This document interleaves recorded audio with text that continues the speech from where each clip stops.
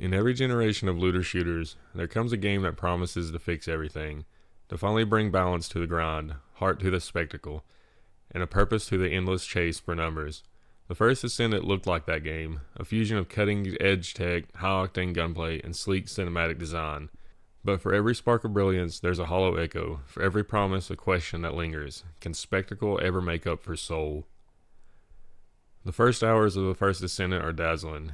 It's the kind of game that commands attention. Every texture glows, every surface gleams, every explosion looks handcrafted. You don't just play this game, you witness it. Nexon's team clearly poured massive resources into the visual design. The Unreal Engine 5 tech sings. Environments breathe with light, armor designs shimmer like digital couture, and particle effects fill the sky with controlled chaos. And for a while, that's enough. You find yourself caught up in the rhythm, grapple, slide, aim, unleash. There's a satisfaction in the sound design, the mechanical thump of assault rifles, the rippling hum of abilities, the explosion of the well-timed ultimate. But as the hours pass, something strange happens. The spectacle doesn't deepen, it repeats. The awe doesn't grow, it fades.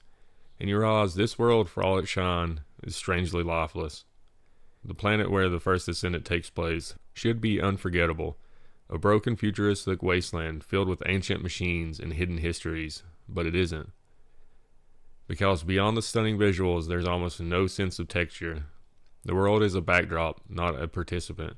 You run through breathtaking environments that feel disconnected from the story being told. Where Warframe makes its space stations feel haunted and alive, where Destiny's planets breathe personality through sound, tone, and lore, the first Descendant feels procedural. There's no heartbeat under the steel, no memory under the rubble. The world looks alive, but it never acts alive. It's an illusion of depth, a mirage shimmering under a next-gen sun. When you first pick up the controller, or mouse and keyboard, the first Descendant feels exhilarating. Movement is quick, vertical, and free. It's fast, responsive, and empowering. You can swing into combat and land with cinematic flair. Gunplay feels punchy, a tactile mix between Destiny's 2 precision and Outrider's chaos. Every weapon feels distinct. There's an addictive rhythm to shooting, reloading, using abilities, and repositioning. In the abilities, those are where the personality should live. Offers moments of mechanical joy, chaining powers, clearing mobs, executing boss mechanics. It's all thrilling in the moment. But then the repetition sets in.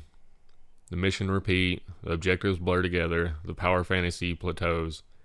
You're not exploring an evolving world, you're running laps around it, chasing incrementally better loot. The gameplay feels alive, but the structure around it is dead. The first Descendant bosses are its showpieces, colossal mechanical monsters that dwarf your character. They rise out of the earth like gods of metal and lightning. For a moment you think you're in for something epic, but these fights, while cinematic, are hollowed out by repetition. Their patterns are predictable, their arenas static. Once you fought one, you fought most. Instead of awe, you feel fatigue. The design is too focused on scale, not on meaning.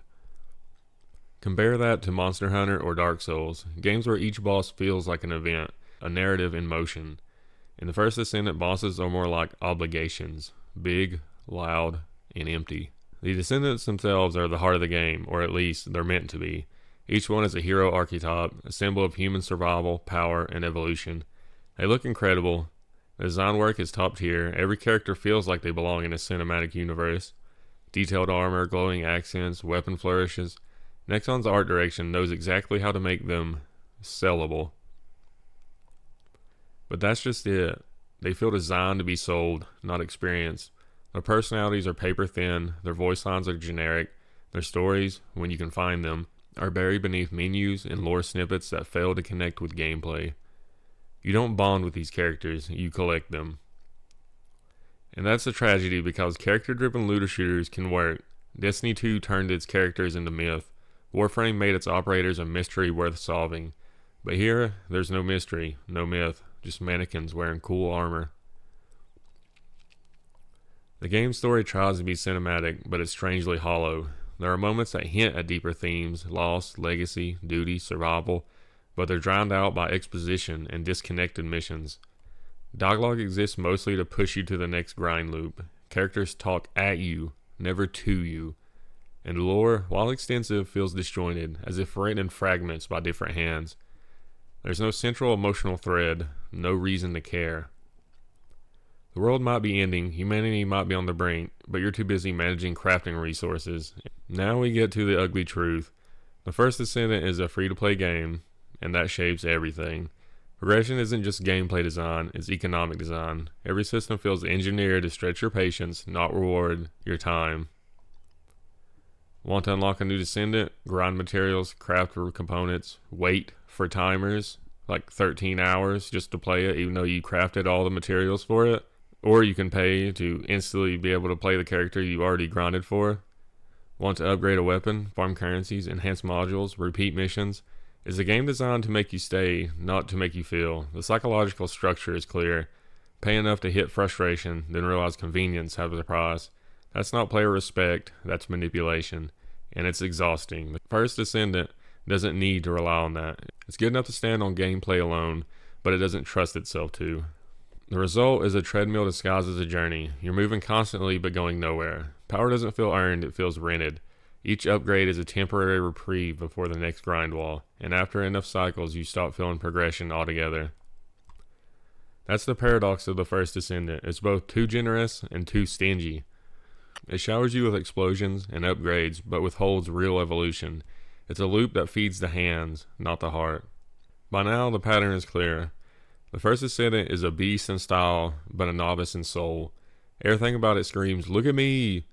The visuals, the sound design, the UI animations. But once you strip away the spectacle, what's left? A repetitive mission structure, a hollow cast of characters, a world that looks stunning and says nothing. It's like walking through a museum of mirrors, beautiful reflections with nothing behind them. The tragedy is that you can feel the passion in the details. The developers care, and the polish is undeniable. But somewhere between the boardroom and code, something human was lost. The need to monetize smothered the need to mean something. And yet, it's impossible to call the first Descendant a failure, because under all that emptiness, there's potential. The foundations are there, the movement, the combat, the ambition.